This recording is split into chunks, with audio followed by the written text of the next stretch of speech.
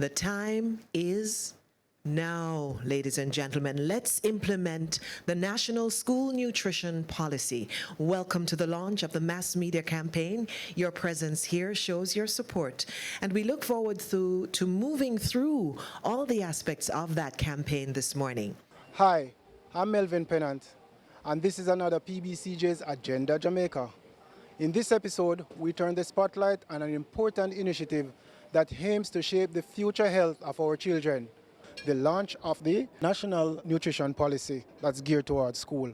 With me is my co-host or reporter, Zania McNish. Walk with us on this journey and find out all the details herein. This is another PBCJ's Agenda Jamaica.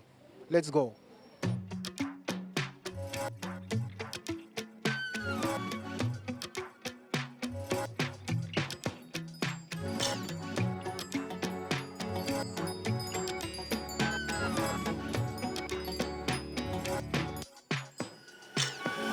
Lord, I pray that as we go through this proceeding, that you'll make this an engaging and successful one, so that our shared goals will come to fruition. In your name's honor and glory, we thank you once more for giving us this opportunity. Amen. As we know, childhood is a critical time for establishing healthy habits that last a lifetime. Yet, many of our young students are exposed to poor dietary choices, which can lead to serious health issues down the road. This campaign is a vital step towards creating a healthier Jamaica, promoting nutritious eating habits in schools, and encouraging policymakers to implement comprehensive school nutrition policies. Stay with us as we delve into how this campaign can make a real difference for our children's health and well-being.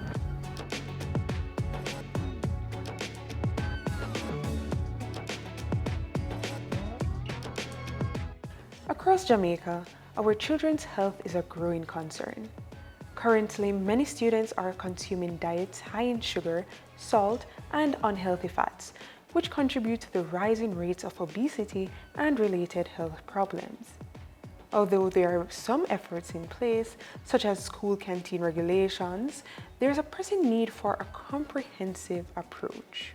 23.3% of Jamaican students 13 to 17 years are overweight or obese.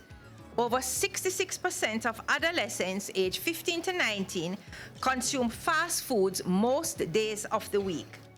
77.3% of deaths in Jamaica are caused by non-communicable diseases, such as heart disease, diabetes, and stroke, conditions that often begin with poor nutrition in childhood. Many of the foods and drinks commonly available in and around our schools are high in sugar, sodium, saturated fats, and refined carbohydrates, contributing to unhealthy diets and increased risk of obesity, hypertension, and other NCDs. These trends highlight the urgent need for comprehensive policy action to create healthier school environments and set children on a path to lifelong health. The National School Nutrition Policy provides a blueprint for transforming the food environment in schools, promoting nutritious, locally sourced produced foods, restricting the sale of unhealthy options. The implementation is not just a policy decision, it's a moral and public health imperative to protect our children's right to health.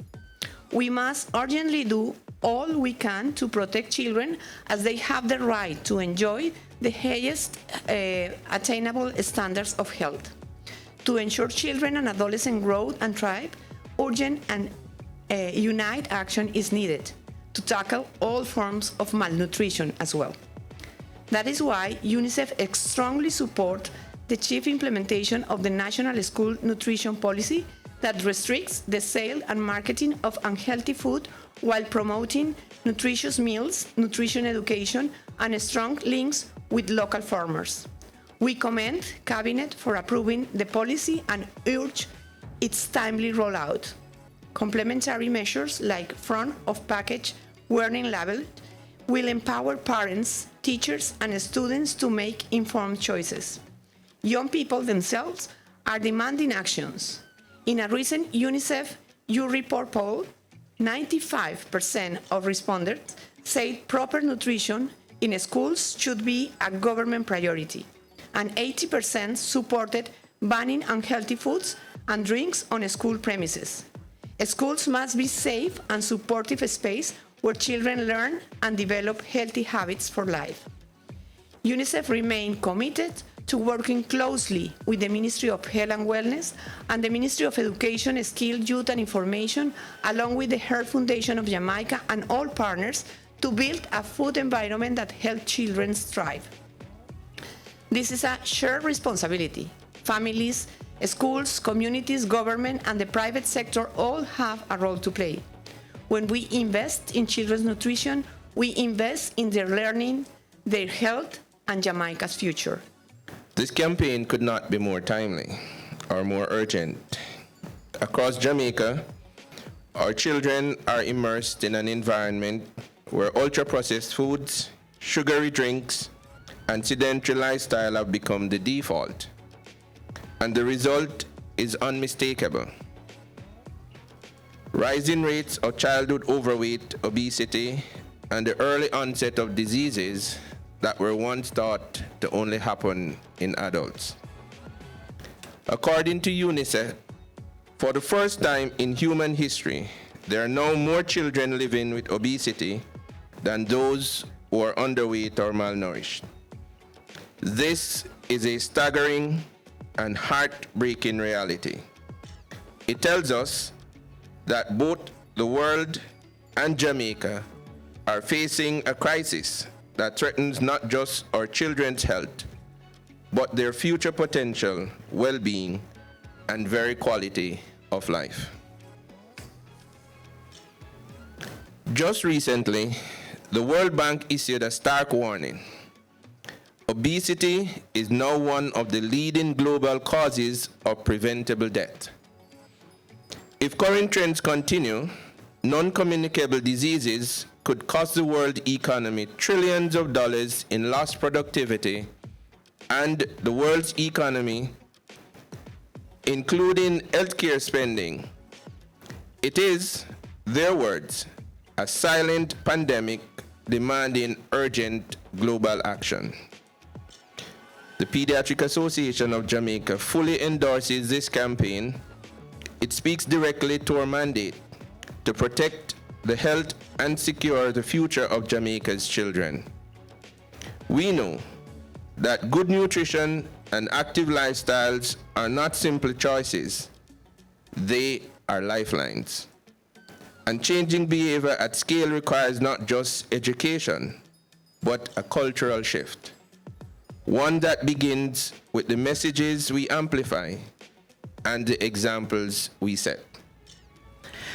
As a ministry, we are deeply aware that a child cannot learn effectively on an empty stomach, nor can they perform at their best if what they consume does not provide the nutrients their bodies and minds require.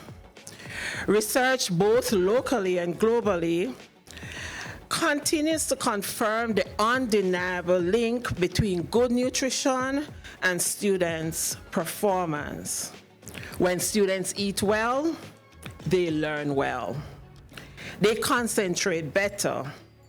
Their behavior improves, and their academic results increase. Conversely, poor nutrition has been linked to chronic illnesses, absenteeism, and underachievement. We cannot afford to ignore this reality because the future of Jamaica depends on health, well-being, and the readiness of our young people. It is with this understanding that the Ministry of Education, Skills, Youth, and Information, in collaboration with the Ministry of Health and Wellness, developed the National School Nutrition Policy and Standards. This initiative aims to raise awareness among parents, teachers, and policymakers about the importance of nutritious school meals and healthier lifestyles. It's designed to build public support and push for the implementation of a nationwide policy that ensures all our children have access to healthy food options every day. We know that schools are not only the center for education. We know that. We not only about academic growth, but we also know that there's spaces where children's daily choices shape their habits and health and well-being for years to come. So healthy dietary practices that begin early in life provide the foundation for good nutrition, growth, and development not only in childhood, but well into adulthood. Yet, we know too often the school food environment does not reflect the reality of good choices. Instead, children are exposed to unhealthy foods, aggressive marketing, and that undermines good nutrition and food labeling that is sometimes inconsistent or misleading. When unhealthy options are presented as normal or acceptable or even appealing, our children are set up for a lifetime of poor health. As you know, we've suffered on bad health as a nation for a long time, and children are one of our most, if not the most important asset that we have as a country moving forward. And so given the high rates of obesity and overweight among children and unhealthy diets, we wanted to ensure that starting out, children are given that right to health, right to growth, good development. And so that's one of the key driving factors for implementing our school nutrition policy, because we don't actually have a policy here in Jamaica. Globally, poor diets are one of the leading public health risks. This is a sad statement, and allow me just go into this just for 1 second. I've heard the Minister of Health and Wellness, Minister Tufton, often talk about how we are in this very particular time in our development, our health history, because much of the choices that we're making, these are choices we're making, not things that are happening from the outside upon us. We have choices to make to lead a better lifestyle. These choices and influences, they drive the rising rates of obesity and non-communicable diseases, as we talk about consistently: diabetes, cardiovascular disease, stroke, and cancer. Today, NCDs account for 74% of all deaths. Unless we address this early in life, this challenge will continue to be exacerbated worldwide. Close to home here, childhood obesity has become one of the greatest public health challenges of our time.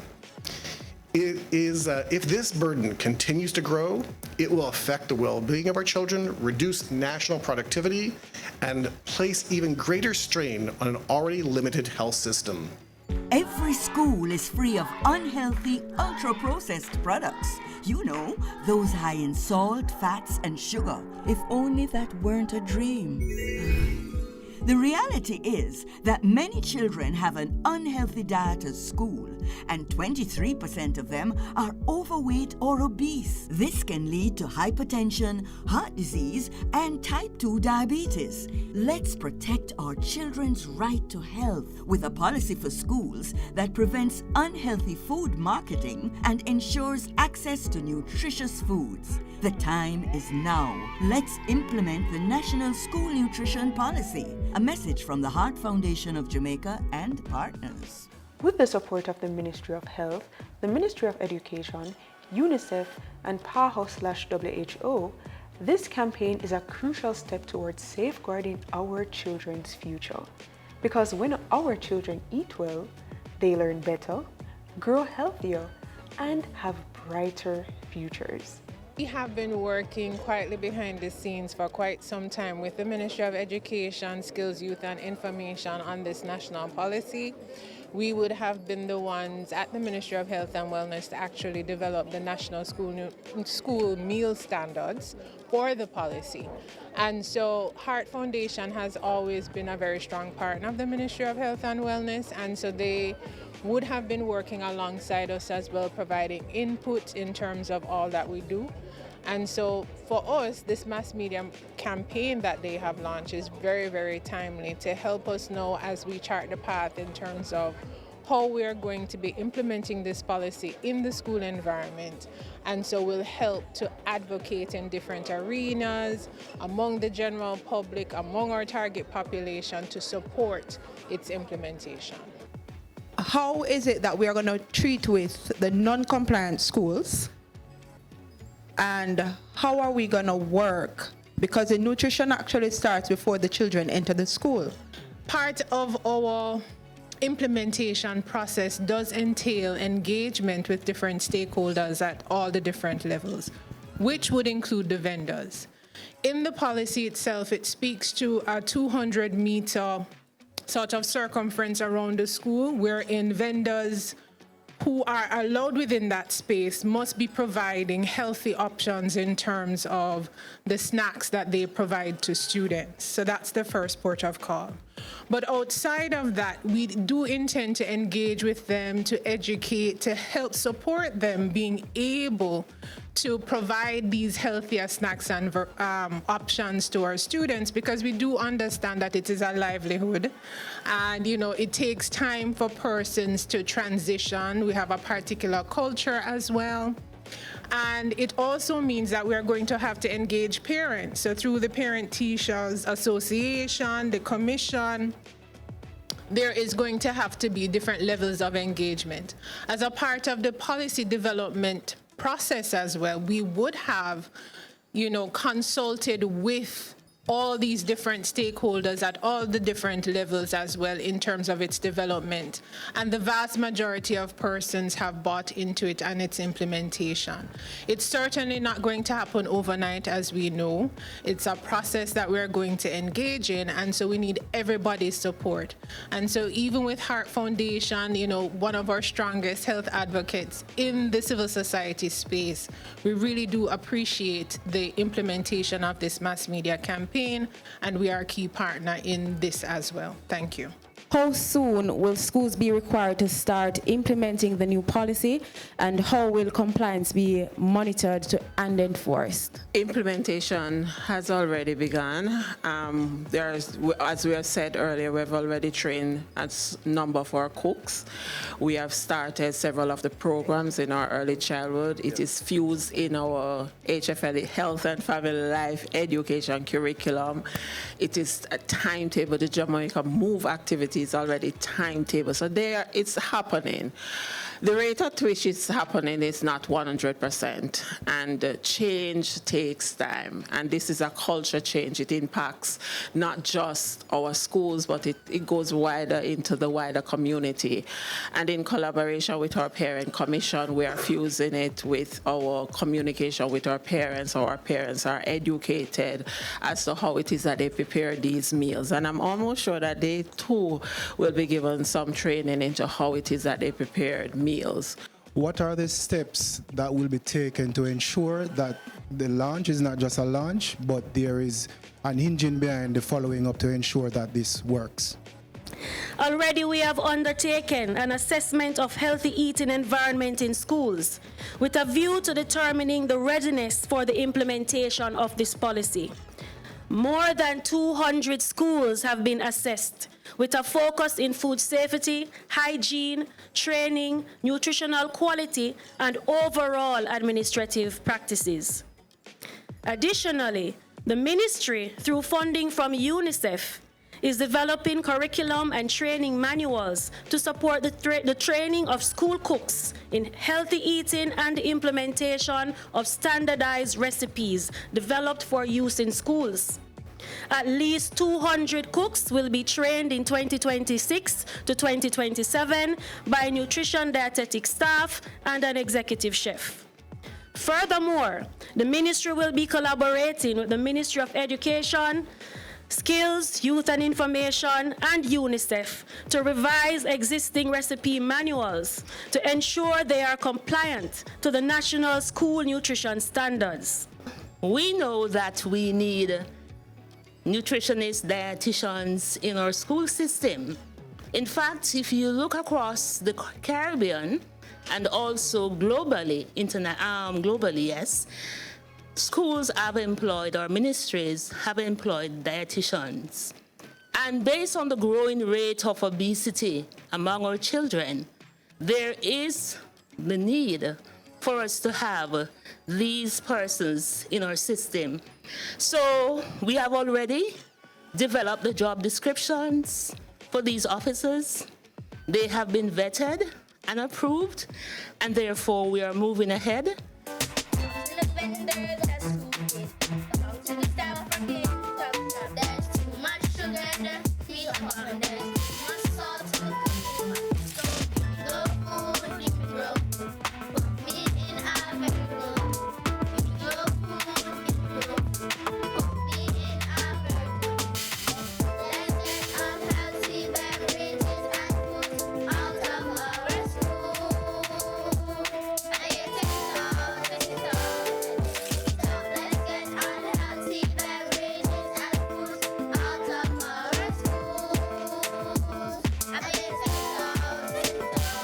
What do you hope to achieve from an initiative like this? Well, definitely the nutrition in schools policy is a very important one. It has been tabled in Parliament already. We're looking to swiftly re-engage and get the policy going.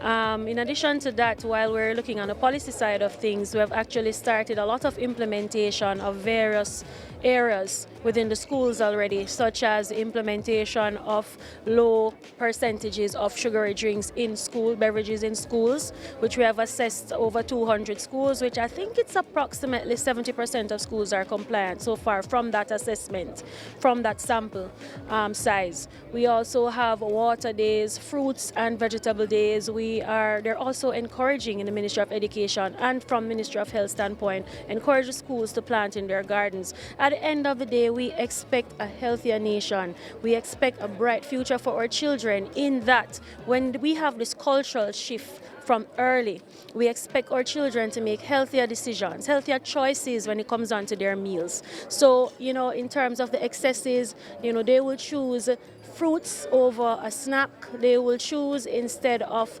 fatty foods, they will choose things with less fats and trans fats and excesses of salt and sugar overall. So of course, with our children being healthy, we want to see that high percentage that we're seeing in our youngsters now having diabetes, hypertension go to zero. We have to bring them back to top health for the future of our country so they can dream bigger and be more productive in our nation.